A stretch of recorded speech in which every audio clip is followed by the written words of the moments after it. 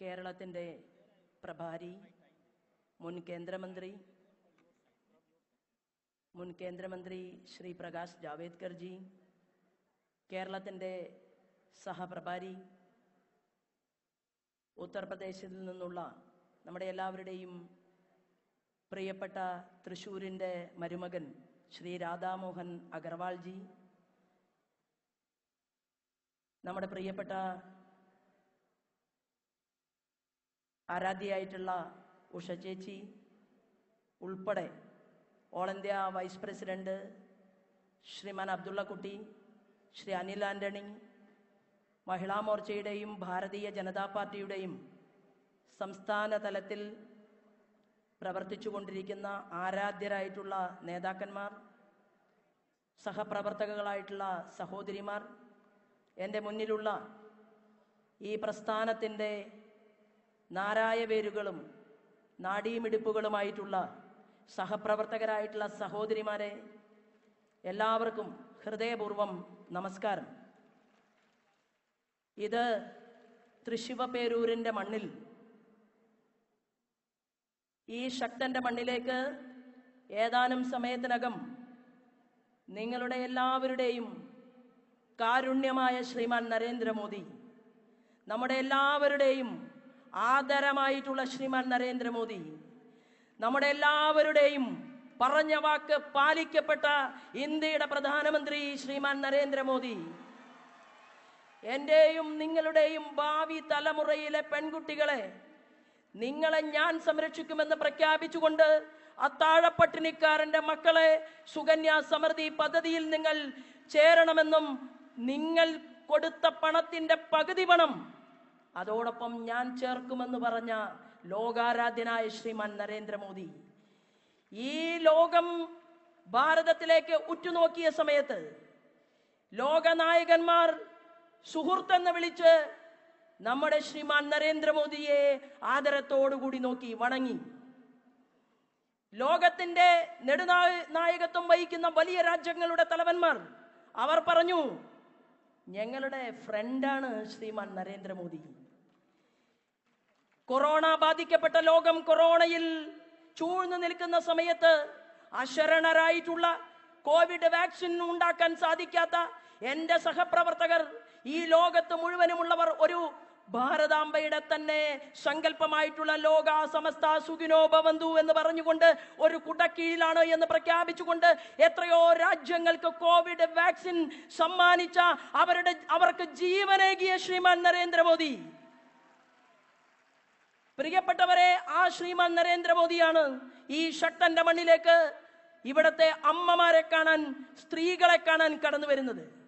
അദ്ദേഹം എന്നോടും നിങ്ങളോടും പറഞ്ഞു, രാഷ്ട്രീയ പ്രവർത്തനം എന്ന് പറയുന്നത് ഒരാൾ MLA ആയാൽ, ഒരാൾ മന്ത്രിയായാൽ, മുഖ്യമന്ത്രിയായാൽ, പ്രധാനമന്ത്രിയായാൽ അയാൾ ഈ രാജ്യത്തിന്റെ കാവൽക്കാരനും ഈ രാജ്യത്തിന്റെ സേവകനുമായിരിക്കണമെന്ന് എന്നോടും നിങ്ങളോടും വിളിച്ചു പറഞ്ഞ ആരാധ്യനായ ശ്രീമാൻ നരേന്ദ്രമോദി. ആ നരേന്ദ്രമോദിജിയാണ് ഇന്ന് എന്നെയും നിങ്ങളെയും കാണാൻ വേണ്ടി ഏതാനും സമയത്തിനകം ഇങ്ങോട്ടേക്ക് കടന്നു വരുന്നത്. ഞാൻ എൻ്റെ അമ്മമാരോട് പറയാൻ ആഗ്രഹിക്കുന്നു, ഞാൻ വലിയ അന്താരാഷ്ട്ര വിഷയങ്ങളെ കുറിച്ചൊന്നും കൂടുതൽ പറയണം എന്ന് ആഗ്രഹിക്കുന്നില്ല. പക്ഷേ നമ്മുടെ നീറുന്ന പൊള്ളുന്ന അനുഭവത്തെ കുറിച്ചാണ് ഞാൻ ഇവിടെ സൂചിപ്പിക്കാൻ ആഗ്രഹിക്കുന്നത്.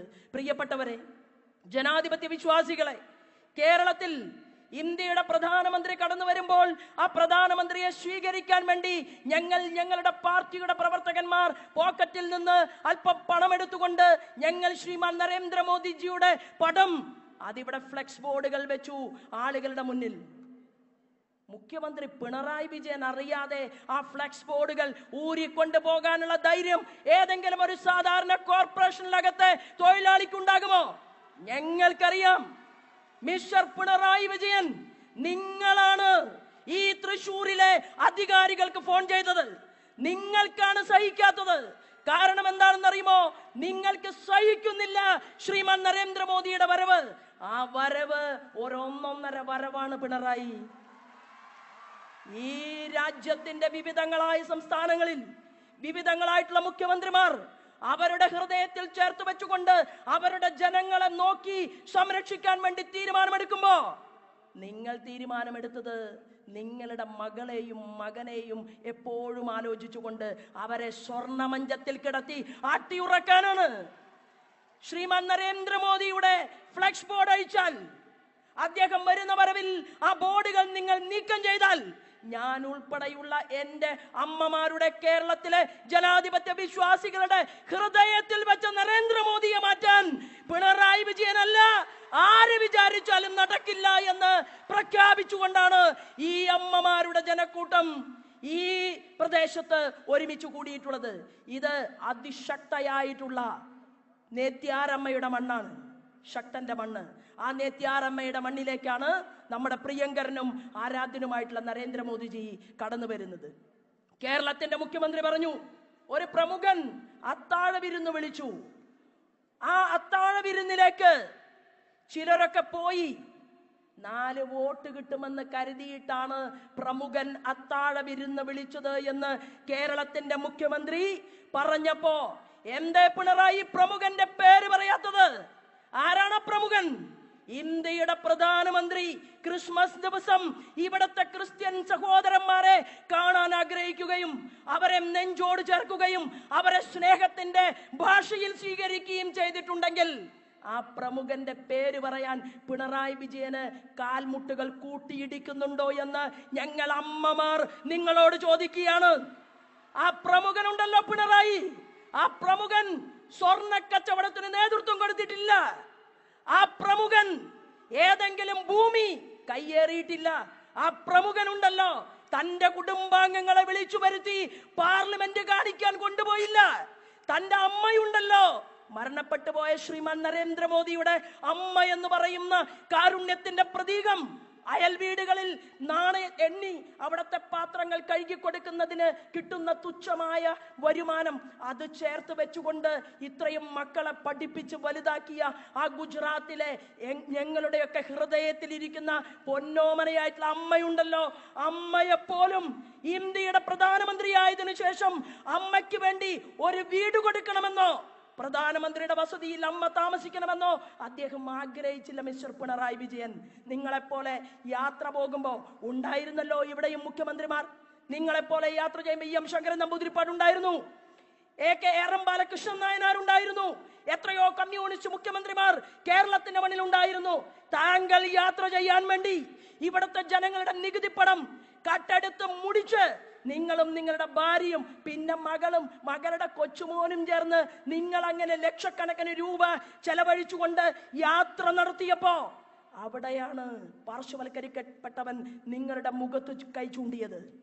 പാർശ്വവൽക്കരിക്കപ്പെട്ടവർ ചോദിച്ചു കേരളത്തിന്റെ മുഖ്യമന്ത്രിയോട്, എവിടെ ഞങ്ങളുടെ പെൻഷൻ? എവിടെയാണ് ഞങ്ങളുടെ ജീവിക്കാനുള്ള അവകാശം? എവിടെയാണ് കേരളത്തിന്റെ സാമ്പത്തിക മേഖലയുടെ സുരക്ഷിതത്വമുള്ളത്? എവിടെയാണ് ഞങ്ങളുടെ പെൺകുട്ടികൾക്ക് സ്വൈര്യമായി ജീവിക്കാൻ സാധിക്കുന്നത്? ഈ ചോദ്യമാണ് കേരളത്തിന്റെ മുഖ്യമന്ത്രി പിണറായി വിജയനോട് കേരളത്തിൽ ആ ബാലവൃദ്ധം വരുന്ന സമൂഹം ചോദിക്കുന്ന ചോദ്യം. നിങ്ങൾ എവിടെ വേണമെങ്കിലും പോയിക്കോ, നിങ്ങൾ ഭാര്യയെ കൊണ്ടുപോയിക്കോ, സാരി ഉടുപ്പിക്കണ്ട, നിങ്ങൾ ജീൻസും ബനിയനും ഒക്കെ വാങ്ങിക്കോ, പക്ഷെ വാങ്ങുന്ന ഓരോ പാന്റും കേരളത്തിലെ എന്റെയും ഈ ഇരിക്കുന്ന അമ്മമാരുടെയും കേരളത്തിലെ ജനങ്ങളുടെ കുട്ടികൾക്ക് കഞ്ഞി കുടിക്കാനുള്ള പണം നിങ്ങൾ കട്ടെടുത്തുകൊണ്ടാണ് നിങ്ങളുടെ ഉല്ലാസ യാത്രകൾ നിങ്ങൾ ഈ കേരളത്തിന്റെ മണ്ണിൽ സംഘടിപ്പിക്കപ്പെട്ടിട്ടുള്ളത്. അതിനുത്തരം കേരളത്തിന്റെ മുഖ്യമന്ത്രി പിണറായി വിജയനെ കൊണ്ട് ഞങ്ങൾ പറയിപ്പിക്കുമെന്നുള്ള കാര്യത്തിൽ ഒരു തർക്കവും വേണ്ട. ഒരു പ്രതിപക്ഷമുണ്ട്, പ്രതിപക്ഷ നേതാവ് വി ഡി സതീശനാണ്. വി ഡി സതീശന്റെ പണി എന്താണ് എന്ന് ഞാൻ പറയുന്നില്ല, നിങ്ങൾക്കറിയില്ലേ. പിണറായി വിജയന്റെ മെഗാഫോണായിട്ടാണ് MP-മാർ, കേരളത്തിൽ നിന്ന് ജയിച്ചു പോയ കൈപ്പത്തി ചിഹ്നത്തിൽ വോട്ട് വാങ്ങി ജയിച്ചു പോയിട്ടുള്ള MP-മാർ ഇവിടെ പിണറായി വിജയന്റെ മെഗാഫോണായിട്ടാണ് പാർലമെന്റിനകത്ത് പ്രവർത്തിക്കുന്നത്. ഞാൻ സൂചിപ്പിച്ചു വന്നത്, ആ ബിഷപ്പന്മാരെ വിരുന്നിന് വിളിക്കുകയും അവരെ സ്വീകരിക്കുകയും ക്രിസ്മസ് ആശംസ നേരുകയും ചെയ്തപ്പോ ശ്രീമാൻ നരേന്ദ്രമോദി വിളിച്ചാൽ ആരും ചെല്ലും. കാരണം നരേന്ദ്രമോദി സ്നേഹമാണ്. എന്നാൽ ഞാൻ പിണറായിയോട് ഒരു ചോദ്യം ചോദിക്കട്ടെ. നിങ്ങളൊരു നവകേരള സദസ്സ് നടത്തിയല്ലോ. ശബരിമല സന്നിധാനത്തേക്ക് പോലീസുകാർക്ക് അവിടുത്തെ സുരക്ഷ നിയന്ത്രിക്കാൻ സാധിക്കാതെ നിങ്ങൾ നിങ്ങളുടെ 1.5 കോടിയോളം രൂപ ചിലവാക്കിക്കൊണ്ട് നിങ്ങളൊരു ബസ്സിൽ ഒരു നവകേരള സദസ്സുമായിട്ട് നിങ്ങൾ ഈ കേരളത്തിന്റെ മണ്ണിൽ ഇറങ്ങി പുറപ്പെട്ടല്ലോ. കേരളത്തിന്റെ മുഖ്യമന്ത്രി ആ ബസ്സുമായിട്ട് നിങ്ങൾ കാസർഗോഡ് മുതൽ തിരുവനന്തപുരം വരെ യാത്ര ചെയ്തിട്ട് ഏതെങ്കിലും ഒരു പാവപ്പെട്ടവന്റെ, നമ്മുടെ പ്രിയപ്പെട്ട മറിയക്കുട്ടി ചേർത്തി വന്നിരിക്കുകയാണ് ഈ വേദിയിലേക്ക്.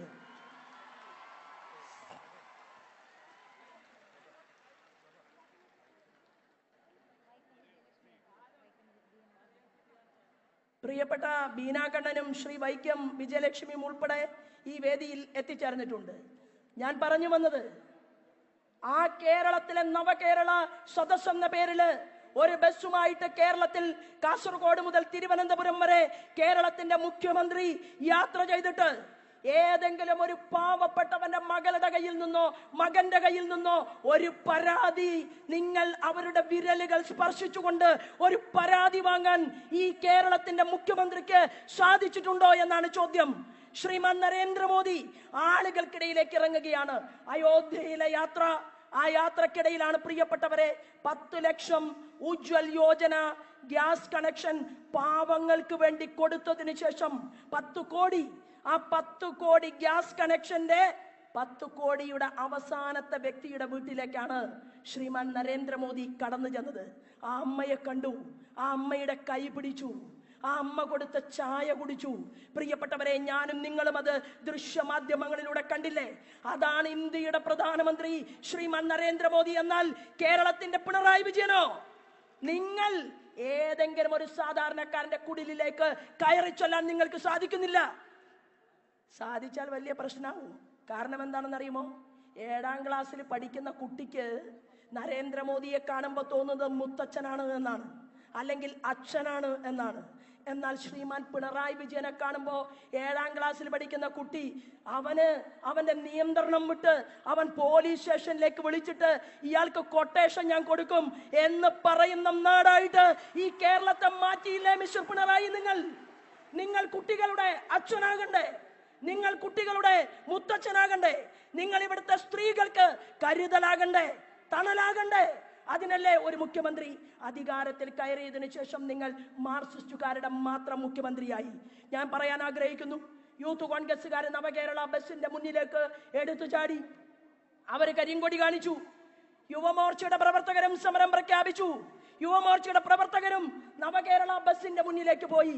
എന്റെ പ്രസംഗം കേൾക്കുന്ന ജനാധിപത്യ വിശ്വാസികളെ ഞാൻ ഓർമ്മപ്പെടുത്തുന്നു, യൂത്ത് കോൺഗ്രസിന്റെ ചെറുപ്പക്കാരെ, കുട്ടികളെ, നിങ്ങൾ വെറുതെ തലതല്ലി പൊളിക്കാൻ കേരളത്തിലെ പിണറായി വിജയന്റെ ഗൺമാൻ ഉൾപ്പെടെയുള്ള ഗുണ്ടകൾ തയ്യാറായി എന്നുള്ളത് നിങ്ങളുടെ അനുഭവമാണ്.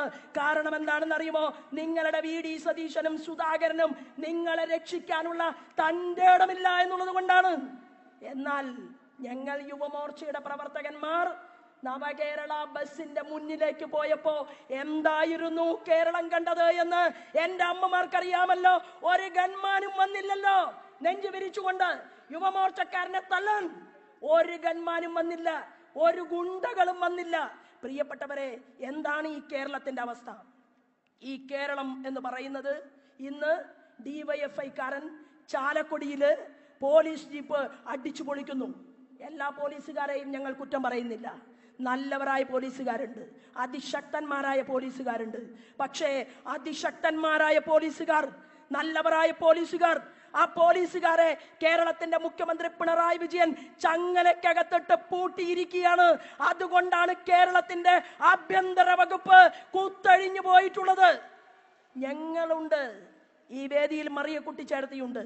ഞങ്ങൾ പറയാൻ ആഗ്രഹിക്കുന്നു, ഈ മറിയക്കുട്ടി ചേട്ടത്തിയെ ഹൃദയത്തിലേക്ക് ചേർത്ത് പിടിക്കാൻ, അവർക്ക് കൈകൊടുക്കാൻ, അവരെ സംരക്ഷിക്കാൻ സഖാക്കന്മാരോട് ഞാൻ പറയുന്നു, ഒരു ശോഭാ സുരേന്ദ്രൻ മതി. ഈ ഇരിക്കുന്ന മുഴുവൻ നേതാക്കന്മാർ പോലും ഞങ്ങൾക്ക്, എനിക്ക് വേണ്ട എന്റെ പ്രസ്ഥാനം തന്ന് കരുത്തുണ്ട് എന്ന് പറയാൻ ഞാൻ ആഗ്രഹിക്കുകയാണ്. ഒരു സഖാവും മറിയക്കുട്ടി ചേട്ടത്തിയുടെ വീടിന്റെ മുന്നിലേക്ക് പോകേണ്ട കാര്യമില്ല. ഞങ്ങൾ മഹിളകൾ, ഞങ്ങൾ സ്ത്രീകൾ, ഞങ്ങൾ അമ്മമാർ ഈ കേരളത്തിൽ കുങ്കുമഹരിത പതാക ഉണ്ടെങ്കിൽ ഇരുത്തേണ്ടവരെയൊക്കെ ഇരുത്തേണ്ട സ്ഥലത്തിരുത്താൻ ഞങ്ങൾക്ക് സാധിക്കുമെന്നുള്ള പ്രഖ്യാപനത്തോട് കൂടിയിട്ടാണ് ഞങ്ങൾ ഈ പാർട്ടിയുടെ പണിയുമായിട്ട് കേരളത്തിന്റെ മണ്ണിൽ മുന്നോട്ട് പോകുന്നത്. പ്രിയപ്പെട്ടവരെ, എത്ര നാര്യസ്തു പൂജ്യന്തേ രമന്തേ തത്ര ദേവത, അങ്ങനെയാണ് പറഞ്ഞിട്ടുള്ളത്. എവിടെയാണ് പൂജിക്കപ്പെടുന്നത് അവിടെയാണ് ദേവതമാർ വിളയാടുന്നത് എന്ന് നമുക്ക് നമ്മുടെ പൂർവ്വസൂരികൾ നമ്മെ പഠിപ്പിച്ചു തന്നിട്ടുണ്ട്. 1900 പ്രിയപ്പെട്ടവരെ, ഞാൻ എൻ്റെ വാക്കുകൾ നിർത്താൻ ആഗ്രഹിക്കുന്നു.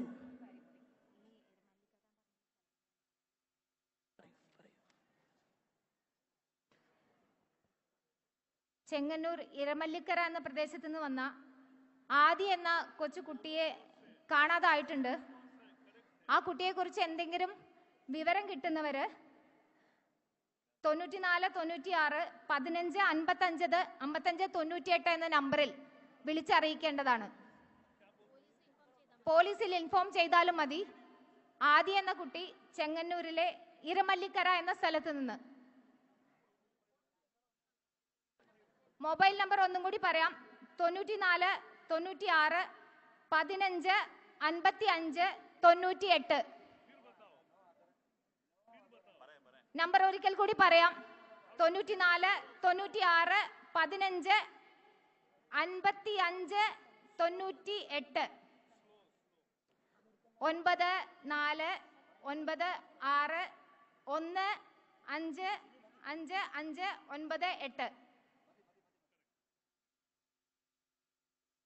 പ്രിയപ്പെട്ടവരെ, എത്ര നാര്യസ്തു പൂജ്യന്തേ രമന്തേ തത്ര ദേവത. പൂജിക്കണം സ്ത്രീകളെ എന്ന് പഠിപ്പിച്ച പൂർവ്വസൂരികളുടെ നാട്ടിലാണ് ഞാനും നിങ്ങളും നിൽക്കുന്നത്. നമ്മുടെ ആരാധനായിട്ടുള്ള ശ്രീമാൻ നരേന്ദ്രമോദിജിയുടെ ഒരു പ്രസംഗം, അതിൻ്റെ മലയാള പരിഭാഷ ഞാൻ നിങ്ങളുടെ മുന്നിൽ പറയാൻ ആഗ്രഹിക്കുന്നു. ബേട്ടി പഠാവോ ബേട്ടി ബച്ചാവോ എന്നുള്ള മുദ്രാവാക്യം മുന്നോട്ട് വെച്ചുകൊണ്ട് ഇന്ത്യയുടെ അമരക്കാരനായിട്ടുള്ള ലോകാരാധ്യനായിട്ടുള്ള ശ്രീമാൻ നരേന്ദ്രമോദി ഉണ്ടല്ലോ, അദ്ദേഹം നോർത്ത് ഇന്ത്യയിലെ ജനങ്ങളെ സാക്ഷി നിർത്തിക്കൊണ്ട് അദ്ദേഹത്തിന്റെ ഒരു പ്രസംഗമുണ്ടായിരുന്നു. ആ പ്രസംഗത്തിൽ അദ്ദേഹം പറഞ്ഞു, എന്താണെന്നറിയുമോ? ഇന്ത്യയുടെ പ്രധാനമന്ത്രി ഒരു യാചകനെ പോലെയാണ് നിങ്ങളുടെ മുന്നിൽ നിൽക്കുന്നത്. പെൺകുഞ്ഞുങ്ങളുടെ ജീവന് വേണ്ടി, നിങ്ങൾക്കറിയുമോ, നോർത്ത് ഇന്ത്യയിൽ പെൺകുഞ്ഞാണ് ഉദരത്തിൽ എന്നറിഞ്ഞു കഴിഞ്ഞാൽ ആ കുഞ്ഞിനെ പോലും ഇല്ലായ്മ ചെയ്യുന്ന സാഹചര്യത്തിലൂടെ മുന്നോട്ട് പോകുന്ന നമ്മുടെ ഭാരതാംബയുടെ പൊന്നോമന പുത്രനായിട്ട് ഇന്ത്യൻ പ്രധാനമന്ത്രി ശ്രീമാൻ നരേന്ദ്രമോദി കടന്നു വന്നപ്പോ അദ്ദേഹം പറഞ്ഞു, ഞാൻ രക്ഷിക്കും പെൺകുട്ടികളെ. എന്നിട്ട് പറയുകയാണ്, ഞാൻ യാചിക്കുവാനാണ് ഇവിടെ വന്നത്. പെൺമക്കളെ നിങ്ങളുടെ കുടുംബത്തിന്റെ അഭിമാനവും രാജ്യത്തിന്റെ അഭിമാനവുമായി കണക്കാക്കൂ. നോക്കൂ, നമുക്ക് ഈ അസന്തുലിതാവസ്ഥയിൽ നിന്ന് വളരെ വേഗം പുറത്തു വരാൻ സാധിക്കും. അദ്ദേഹം പറയുകയാണ്, ഈ അസന്തുലിതാവസ്ഥയിൽ നിന്ന് വളരെ വേഗം പുറത്തു വരാൻ സാധിക്കും. ജീവിതത്തിന്റെ ഉന്നതിയിലെത്താൻ സഹായിക്കുന്ന ചിറകുകളാണ് മകനും മകളും. അതിനാൽ നിങ്ങൾ ഉയരത്തിൽ പറക്കാൻ ആഗ്രഹിക്കുന്നുവെങ്കിൽ നിങ്ങളുടെ സ്വപ്നങ്ങൾക്ക് ഒരു മകന്റെയും മകളുടെയും ചിറകുകൾ ആവശ്യമാണ്. അപ്പോൾ മാത്രമേ നിങ്ങളുടെ സ്വപ്നങ്ങൾ സാക്ഷാത്കരിക്കപ്പെടുകയുള്ളൂ എന്ന് ഇന്ത്യൻ ജനാധിപത്യത്തിന്റെ മുഖത്ത് നോക്കിക്കൊണ്ട് അമ്മമാരോട് പറയുകയാണ് ശ്രീമാൻ നരേന്ദ്രമോദി. മകനും മകളും സ്വപ്നമാണ്, അവർ ജീവിതമാണ്. അവർ നിങ്ങളുടെ ഹൃദയത്തിലേക്ക് ചേർത്ത് വെക്കണം. ഇന്ത്യയുടെ പ്രധാനമന്ത്രി അധികാരത്തിൽ വന്ന് പെൺകുഞ്ഞുങ്ങൾക്ക് വേണ്ടി നടപ്പിലാക്കിയിട്ടുള്ള നിരവധിയായിട്ടുള്ള കർമ്മ പദ്ധതികളെ കുറിച്ച് അതിലേക്കൊന്നും ഞാൻ കടക്കുന്നില്ല. അദ്ദേഹത്തിന്റെ പ്രസംഗം ഞാൻ നിങ്ങളുടെ മുന്നിൽ സൂചിപ്പിച്ചു എന്ന് മാത്രമേ ഉള്ളൂ. 33% സംവരണം സ്ത്രീകൾക്ക് വേണ്ടി, അമ്മമാർക്ക് വേണ്ടി പ്രഖ്യാപിക്കുന്ന സമയത്ത് അദ്ദേഹത്തിന്റെ ഒരു പ്രസംഗമുണ്ടായിരുന്നു. ആ പ്രസംഗത്തിൽ അദ്ദേഹം എന്താണ് പറഞ്ഞതെന്നറിയുമോ പ്രിയപ്പെട്ടവരെ? പുരുഷൻ ഒരു നന്മ ചെയ്താൽ ആ പുരുഷൻ നാരായണനാകും. എന്നാൽ സ്ത്രീ, അവൾ ഒരു നന്മ ചെയ്യേണ്ട കാര്യമില്ല, അവർ സ്വയമേവ നാരായണിയാണ് എന്ന് ഇന്ത്യയുടെ പ്രധാനമന്ത്രി 33% സംവരണത്തിന്റെ പ്രഖ്യാപന പ്രസംഗത്തിൽ എന്നോടും നിങ്ങളോടും പറഞ്ഞു. ഞാൻ പറയാൻ ആഗ്രഹിക്കുന്നു, ഇവിടെ നമുക്ക് ഈ നാടിനെ മാറ്റണം, ഈ നാടിനെ മാറ്റിമറിക്കണം. 1956 മുതൽ കേരളത്തിന്റെ നിയമസഭയ്ക്കകത്ത് വലതുപക്ഷക്കാരനും ഇടതുപക്ഷക്കാരനും ഒരുമിച്ച് മാറി മാറി നിങ്ങൾ ഭരണകൂടത്തിന് നേതൃത്വം കൊടുത്തു. ആ ഭരണകൂടത്തിന് നിങ്ങൾ നേതൃത്വം കൊടുത്തപ്പോ ഏതെങ്കിലും ഒരു കോൺഗ്രസിന്റെ നേതാവ് കേരള നിയമസഭയുടെ അകത്തെണീറ്റ് നിന്നുകൊണ്ട് പറഞ്ഞില്ല? എന്താണെന്നറിയുമോ? ശബരിമലയിൽ നിന്ന് കൊടുത്ത പുണ്യാഹമുണ്ടല്ലോ, ആ പുണ്യാഹം തീർത്ഥം തൃശ്ശൂർക്കാരനായിട്ടുള്ള മന്ത്രി രാധാകൃഷ്ണൻ തന്റെ കയ്യിൽ വാങ്ങിക്കൊണ്ട് അത് താഴേക്ക് വലിച്ചെറിഞ്ഞതിനു ശേഷം ഇവിടുത്തെ മാധ്യമ പ്രവർത്തകരോട് അദ്ദേഹം പറഞ്ഞത്, ഞാൻ ഈ വെള്ളമൊന്നും കുടിക്കില്ല എന്നാണ്. മിസ്റ്റർ രാധാകൃഷ്ണൻ, ശബരിമലയെ നിങ്ങൾക്ക് പരിപാലിക്കാൻ സാധ്യമല്ലെങ്കിൽ, തീർത്ഥം നിങ്ങൾക്ക് വേദനാജനകമാണെങ്കിൽ, നാണമുണ്ടോ നിങ്ങൾക്ക് ഈ മന്ത്രി കസേരയിൽ ഇരിക്കാൻ എന്നുള്ള ചോദ്യം എന്റെ അമ്മമാർക്ക് വേണ്ടി ഞാൻ ഇവിടെ മുന്നോട്ട് വെക്കുകയാണ്. ഒഴിയണം മിസ്റ്റർ. ഇവിടത്തെ ഭണ്ഡാരപ്പെട്ടികളിൽ പാവപ്പെട്ടവൻ അർപ്പിച്ചിട്ടുള്ള കാണിക്ക അത് എണ്ണിയെടുത്തുകൊണ്ട് അത് നിങ്ങൾ വാരിക്കൂട്ടിക്കൊണ്ട് നിങ്ങൾ സുഖ സൗകര്യമായി മന്ത്രിയായി മുന്നോട്ട് പോകുന്നുണ്ടെങ്കിൽ നിങ്ങളുടെ ബാധ്യതയാണ് എല്ലാ ക്ഷേത്രങ്ങളെയും സംരക്ഷിക്കുക എന്നുള്ളത്. ഞാൻ നിർത്തുകയാണ്. മറ്റൊരു മന്ത്രി സജി ചെറിയാനാണ്. സജി ചെറിയാനാണ് അത്രേ സാംസ്കാരിക വകുപ്പ് മന്ത്രി. സജി ചെറിയാന്റെ സംസ്കാരം നമ്മൾ കണ്ടു. സജി ചെറിയാനെ സംസ്കാരം കൂടുതൽ ഇല്ലാതാക്കുന്നത് കേരളത്തിന്റെ മുഖ്യമന്ത്രിയും പ്രതിപക്ഷാംഗങ്ങളും കൂടിയിട്ടാണ്. പ്രതികരണശേഷിയില്ലാത്ത പ്രതിപക്ഷം. സജി ചെറിയാൻ കഴിഞ്ഞ ദിവസം പറഞ്ഞു, ഇന്ത്യൻ ഭരണഘടന, എത്രയോ ആളുകൾ, ധീരദേശാഭിമാനികൾ ഈ രാജ്യത്തിന് വേണ്ടി പോരാട്ടം നടത്തിയിട്ട് വീരനായിട്ടുള്ള ഭഗത് സിംഗനും രാജഗുരുവും സുഖദേവും ഉൾപ്പെടെയുള്ളവര് ജയിലഴികൾക്കകത്തായിട്ട് അവരെ തൂക്കിക്കൊല്ലാൻ തീരുമാനിച്ച ദിവസം രാവിലെ പോലീസ് അധികാരികൾ ചോദിച്ചു, നിങ്ങളുടെ അവസാനത്തെ ആഗ്രഹം എന്താണ്? നിങ്ങൾക്ക് അവസാനം ഏതു ഭക്ഷണമാണ് കഴിക്കേണ്ടത്? പ്രിയപ്പെട്ടവരെ, അവരുടെ മുഖത്ത് നോക്കിക്കൊണ്ട് വീരനായിട്ടുള്ള ഭഗത് സിംഗൻ പറഞ്ഞത് എന്താണെന്ന് അറിയുമോ? എനിക്കൊരൊറ്റ ആഗ്രഹം മാത്രമേ ഉള്ളൂ. ഞാനും സുഖദേവും രാജഗുരുവും ഈ ബ്രിട്ടീഷ് സാമ്രാജ്യത്തിന്റെ മുന്നിൽ പോരാട്ടം നടത്തിക്കൊണ്ട് അവരുടെ മുന്നിൽ വിരിമാറ് കാണിച്ചു കൊടുത്തുകൊണ്ട് കൊലക്കയറിനെ ലക്ഷ്യമാക്കി മുന്നോട്ട് നീങ്ങുമ്പോ ബ്രിട്ടന്റെ ഒരൊറ്റ പോലീസും എന്റെ ശരീരത്തിൽ കൈവെക്കാൻ പാടില്ല എന്ന് പ്രഖ്യാപിച്ച വീരനായിട്ടുള്ള ഭഗത് സിംഗിന്റെ നാട്ടുകാരാണ് നമ്മൾ. അതുകൊണ്ട് അമ്മമാർ, സഹോദരിമാർ റാണി ലക്ഷ്മിബായിയുടെ പരമ്പരയിൽപ്പെട്ടവരാണ്. നിങ്ങൾ ഓരോരുത്തരും റാണി ലക്ഷ്മിയാണ്. നിങ്ങൾ ഓരോരുത്തരും ഈ നാടിന്റെ കരുത്താണ്. ശ്രീമാൻ നരേന്ദ്രമോദിജിയെ സംബന്ധിച്ച് അദ്ദേഹത്തിനുണ്ടല്ലോ ഈ സാംസ്കാരിക വകുപ്പ് മന്ത്രിയെ പോലെയുള്ള ആളുകൾ ഇരിക്കുന്ന കേരളത്തിന്റെ മണ്ണിലേക്ക് കടന്നു വരുമ്പോ സാമ്പത്തിക മേഖലയെ മുന്നോട്ട് നയിക്കാൻ. ഞാൻ എന്റെ വാക്കുകൾ നിർത്തുന്നു. പ്രിയപ്പെട്ടവരെ, നമ്മുടെ പ്രിയപ്പെട്ട സ്നേഹനിധിയായിട്ടുള്ള കലാ സാംസ്കാരിക മേഖലയിൽ പ്രവർത്തിക്കുന്ന പ്രിയപ്പെട്ട ശോഭന ഇവിടെ എത്തിച്ചേർന്നിരിക്കുകയാണ്. അവരെ നമ്മൾ ഈ വേദിയിലേക്ക് ഹൃദയപൂർവ്വം സ്വാഗതം ചെയ്യുകയാണ്. ഞാൻ എൻ്റെ വാക്കുകൾ നിർത്തുന്നു. ഞാനും നിങ്ങളും ഈ വടക്കുന്നാഥന്റെ മണ്ണിലെടുക്കുന്ന ഒരു പ്രതിജ്ഞയുണ്ട്. തൃശ്ശൂരിലെ ജനങ്ങളോട്, ജനാധിപത്യ വിശ്വാസികളോട്, എൻ്റെ സ്വന്തം നാട്ടുകാരോട് എനിക്കൊരു അപേക്ഷയുണ്ട്. നിങ്ങൾക്ക് വേണ്ടി വാദിക്കാൻ, നിങ്ങളുടെ കുട്ടിക്ക് വേണ്ടി പോരാടാൻ, നിങ്ങളുടെ കുടുംബത്തിന് വേണ്ടി പ്രവർത്തിക്കാൻ ഒരു നല്ലവനായ മനുഷ്യൻ ശ്രീമാൻ സുരേഷ് ഗോപി എന്ന് പറയുന്ന ഞങ്ങളുടെ സഹോദരൻ, നിങ്ങളുടെ മകൻ, നിങ്ങളുടെ അനുജൻ, നിങ്ങളുടെ കുട്ടികളുടെ അച്ഛനായി വർത്തിക്കാൻ കെൽപ്പുള്ള മനുഷ്യൻ, അദ്ദേഹത്തെ തൃശ്ശൂരിലെ ജനങ്ങൾക്ക് ഇഷ്ടമാണ്. പിണറായി, തൃശ്ശൂരിലെ ജനങ്ങൾ അദ്ദേഹത്തെ സ്നേഹിക്കുകയാണ്. കാരണം അദ്ദേഹം വിജയശ്രീലാളിതനായി മുന്നോട്ട് പോയാൽ, അദ്ദേഹം ഒരു കേന്ദ്രമന്ത്രിയായിട്ട് അദ്ദേഹം തിരിച്ച് ഈ ശക്തന്റെ മണ്ണിലേക്ക് തിരിച്ചു വരുമെന്നുള്ളത് എന്റെയും അമ്മമാരുടെയും വാക്കാണ്. മാത്രമല്ല, തൃശ്ശൂരിലെ ജനാധിപത്യ വിശ്വാസികളോടൊപ്പം നിങ്ങളുടെ ജാതിയോ മതമോ വർഗമോ വർണ്ണമോ ഏതുമാകട്ടെ, നമ്മൾ ഒറ്റക്കെട്ടായി ഈ തൃശ്ശൂരിന്റെ ഐക്യത്തിന് വേണ്ടി പോരാടും, ഉന്നതിക്ക് വേണ്ടി പോരാടും. നിങ്ങളുടെ മകനായി സ്വീകരിക്കുക ശ്രീമാൻ സുരേഷ് ഗോപിയെ എന്ന് സൂചിപ്പിച്ചുകൊണ്ട് നമ്മുടെ പ്രിയപ്പെട്ട ആരാധനായ ശ്രീമാൻ നരേന്ദ്രമോദി, അദ്ദേഹത്തിന്റെ വരവെന്ന് പറയുന്നത് ആറാം തമ്പുരാന്റെ വരവ് പോലുള്ള ഒരു വരവാണ്. ആ വരവിനെ സ്വീകരിക്കാൻ, കാണാൻ, കേൾക്കാൻ ഇവിടെ എത്തിച്ചേർന്നിട്ടുള്ള മുഴുവൻ അമ്മമാർക്കും, ജനാധിപത്യ വിശ്വാസികൾക്കും, ജനാധിപത്യ കേരളത്തിനും എൻ്റെ ഹൃദയത്തിന്റെ പേരിൽ അഭിവാദ്യം അർപ്പിച്ചുകൊണ്ട് ഞാൻ എൻ്റെ വാക്കുകൾ നിർത്തുന്നു. വന്ദേ മാതരം.